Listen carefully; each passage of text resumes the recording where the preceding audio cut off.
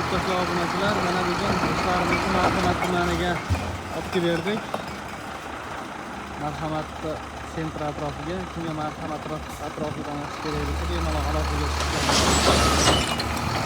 Vodiy bo'ylab qo'mitalik mashg'ulotlar ovozini eshittirishlar.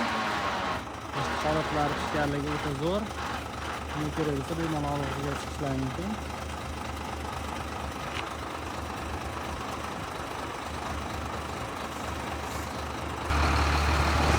To'kilib turganda uni qanday pishganligini bilsa bo'ladi.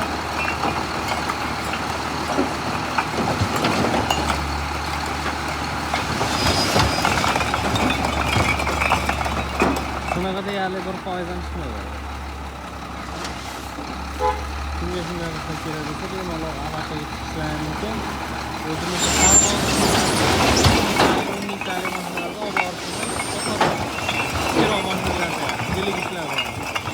Oğlanlarda nizam masafalarga xohlasa yetkazib beramiz. Qo'limizda kelgancha. Ya'ni nima qilib chiqmaydi. 1% deymiz, masalan 10 mingtadan biror ham chiqmasligi ehtimoli bo'ladi.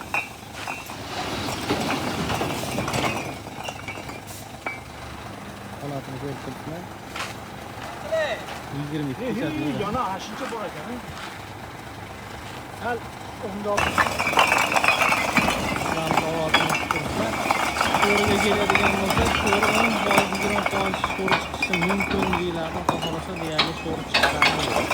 Xohlasa bu obyektimizga xudo xohlasa yana bir keres olib beramiz. Kimga Marhamat atrofidan kerak bo'lsa, kelib ko'rishlari mumkin. Urilgandagi holatini ham bemalol suvga solib ketsalar, boshqa bo'lsalarni bolani ketish holati. Ehtimoli 10%dan to'g'ri chiqishi mumkin deyiladi. Xohlasa ular to'g'ri chiqish ehtimoli yog'ingarchilikda qolmasa, majburlab suv urilmasa, bu holatidan bundan to'g'ri chiqmaydi. 10%, 20% chiqishi mumkin deb aytiladi shu holatda. Bemalol aloqaga chiqishlar mumkin. Vodiy bo'ylab yetkazib beramiz.